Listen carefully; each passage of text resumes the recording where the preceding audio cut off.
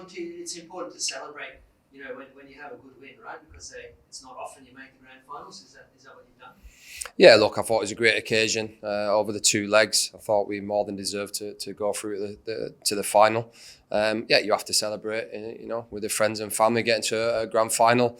It's not easy, Some players never get there, some coaches never get there in their whole career. So you do have to celebrate that, but you also know that it's the job's not finished and there's one more game to go. So whatever happens, after the final, you can actually sit back then and reflect. But right now, the main focus is on the game against Melbourne City, the final, and going there to win the game. You said obviously not many people make a grand final. A lot of people will be having their first. This will be your second as coach, so I suppose. Is there a lot of nerves from the group going into this, and how do you squash those as a coach and make sure that everything's ticking along as usual? Yeah, look, I'm fortunate to have played in some big games, playoff finals at Wembley and FA Cup semi-finals, League Cup semi-finals in England's biggest competitions. And a lot of these boys, some have played in grand finals, with Danny Vukovic, Jason Cummings has played at Rangers, Celtic, Derby, big games, World Cups. So, the young boys here, they actually have played in grand finals, but MPL grand finals have been very successful in them as well. Obviously not the pressure that you're going to get at the top level, but a grand final is a grand final, whether you're 12 years old or 32 years old, it's just still the same. You go in it and it's about winning the game and winning the trophy. So they've all of them boys in there have had the experience of that. And I think that bodes well for them going into what's going to be an amazing occasion. The grand final this year. So, all the boys are in there relaxed and we'll work hard as normal. Nothing really changes. And we'll go, we'll go there in 2 weeks' time and go there same as Melbourne City to win the game. You say nothing changes, but is there anything extra you're doing in terms of motivation or psychology, that kind of thing, to just really, make sure that people are going into the right mindset? Look, we've not really changed all season. We prepare for the next game. It's an old cliche, but we just go one game at a time. I think the strange thing is that it's 2 weeks before the final again. We had 2 weeks before the semi-final. Now we got 2 weeks before the final. So look, we don't make the decisions here, but it's going to be the same for Melbourne City. Ideally, for the final to be this weekend would have probably been preference for everybody. Look, hopefully that drums up more interest and hopefully they can market it and fill that stadium. Because we'll hopefully take a big crowd down there. I'm sure Melbourne City will try and take some fans. They don't have the biggest following at home, but I'm pretty sure there'll be a lot of Melburnians that will try and get to the game, or them living around Sydney as well, and as well as football purists, because I think if people want to watch an exciting game of football, it's two of the most exciting teams in the league. The best attacks have scored the most goals, most chances created, most touches in opponent's box. So if you want to go and watch a good game of attacking football with two teams, anyone that watched the game a few weeks back at home, the 1-1 draw, could have easily been 5-5, 4-4. We could have won it, 4-3. They possibly could have won it. It's got all the ingredients to be a good game, but it's a final as well, so that's going to bring added pressure and added just an atmosphere. You said, Monty, it's a David versus Goliath battle. We know they're part of the City Group. They've got the pockets. But what does that mean in practical terms for you, on a day-to-day basis at the club? Yeah, look, everyone knows it's Melbourne City. They're a massive organisation, the biggest in world football. Their budget is huge compared to ours, so that's a fact. Nobody's making that up. But I always say money doesn't bring you success all the time. It has done in the past, but it doesn't buy you results. The results are driven by the 11 players on the pitch against another 11 players, and in the grand final, it's about which team turns up on the day. You always need a little bit of luck and which team handles the occasion better. So look, our boys are fearless. They'll go in with no fear. All the pressure is on them. Let's be honest.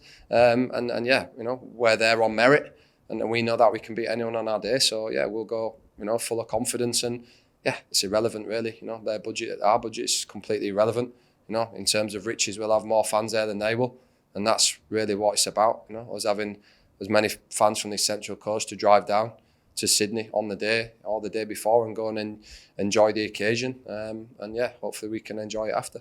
You've been on the coast for a long time now. Your kids are born and bred on the Central Coast. Just be in the stands on Saturday night to see the crowd that you'd hope they'd turn up, and they turned up to capacity.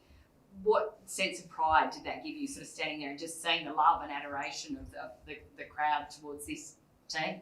That give me great pride. I told the boys before the game, and it's been documented that, you know, not only galvanised the club but a community and a region, and for me and the players' families to come and see that. But look, you know, my twins Chloe and Lee were born in Leeds. They came out here at 14 months old, but my youngest Eva was born here. So she's a coastie, the only real coastie. She was born in Gosford Hospital. But yeah, look, my wife's followed me, and she's seen the success we had when I first came and the real difficult times. And again, you know, I was a player during the successful times and when it started to wane, and then I got into the coaching in the academy, and I've seen the club really struggle. So, you know, from attendances where we're struggling to get people in the stands, and I said, no disrespect, but no one wants to come watch a team that's losing every week.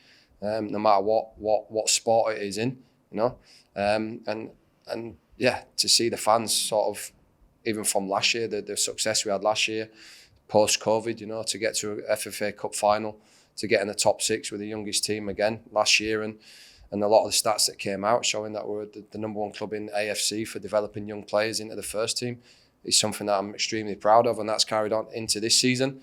We lost good players, you know, we sold some of our best players. That's what people have to realise, you know. Kai Rolls, outstanding, best defender in the competition last year. Birighitti, best goalkeeper.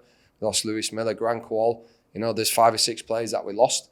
And again, you know, we've replaced them with players. And the good thing is that all them boys I spoke about, they've all texted me after the game. They all still follow the club, you know, because to be involved in this club the last couple of years, and I think everybody's delighted that we've made the grand final.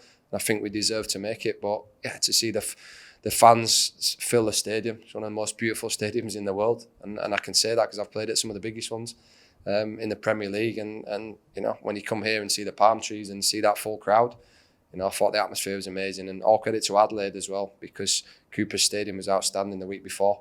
I think 17,000 there, and that's what the A-League's about. And you know, hopefully this has been a good advert for, you know, what the A-League competition should be about, because for me, football's a beautiful game. It's the biggest participated sport in Australia and the world. So yeah, to see the crowd full the other night it was a special occasion.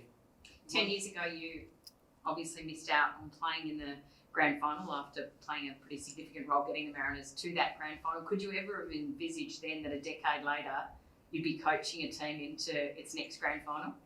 Yeah, look, I always look back on that moment, and people ask me. I played every game that season. Every game, I got sent off in the last minute of the semi-final for an innocuous challenge, and it was actually Mark Milligan who was assistant for Adelaide the other night. So I always had that in the back of my mind, and again, that's something that, yeah, to be honest, if I could go back, I would have just not made the challenge. But I knew that season and the momentum we had and the team that we had, I knew we'd go in and win the final. So once I got over the disappointment after a couple of days moping around, you know, I made it clear that I was one of the leaders in the team, and I was just going to help the young boys. You know, we had a youngish team then, and just prepare them to go out full of confidence and win the final. So although I didn't play in it, I know that I'd helped get the team there. So I took a lot of satisfaction from that, and I enjoyed the occasion for what it was, and that was us winning the grand final. Yeah, and you asked me then about, did I envisage the team winning, getting there again? I did. You know, I went into coaching. I started taking the academy, rebuilt the academy with Sergio Raimondo, my assistant, and a lot of good people. That's been documented, brought in sports psychologists, player welfare, all the things that I know young footballers need, and that support. And yeah, I wanted to get young players into the first team. You know, and this club has to bring its own players through. That's a fact. You know, it doesn't have the riches to go out, and I don't think I'd have it any other way anyway. So to develop the club's own players and get them in the first team, I think it's special, because I was one of them players at Sheffield United back in the day, and to be able to give young players their debut is something that I take a lot of pride from. And not only that, I believe the players were good enough. You know, a lot of people said the club could never compete on the budget it had, and I think that was just excuses. You know, because, you know, nothing's impossible, and I think these boys have been inspirational for everybody on the coast and our own academy.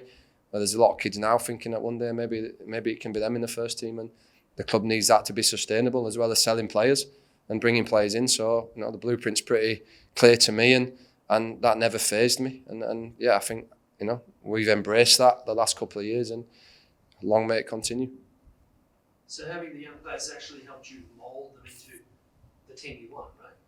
not only mould them as players, but as people. You know, you get young people and you know that you've given their opportunity, they'd run through a wall for you, and that's probably the difference. You know, but that's the same in recruitment. When you recruit players in, you have to make them understand what the club's about and know that they're coming here for a reason and to buy into what we've done and the culture and the family culture and the community. And yeah, if you don't buy into it, then you're not going to play here. So you look at Tulio and Brian and, you know, some of the visa boys you've got, and you can see that it's like they've come through the academy because, you know, they understand what the club's about and they're playing with a lot of young kids that have come through the academy. So, you know, if they don't buy in, they find themselves moving on, and we moved a couple on in January, not because they didn't buy in, but they just weren't the right fit. And we brought in a couple more in January and made sure that we improved the squad. And you look at Jimmy McGarry and Thea Harris that came in, you know, again, 2 players that weren't playing at another A-League club. And right now they've been unbelievable signings for us and really helped us get to this position. So, yeah, it's you know, it's been good in terms of that, but that's what the club's about. I think you're having a fan day on Saturday, is that right? Or what's the idea behind that?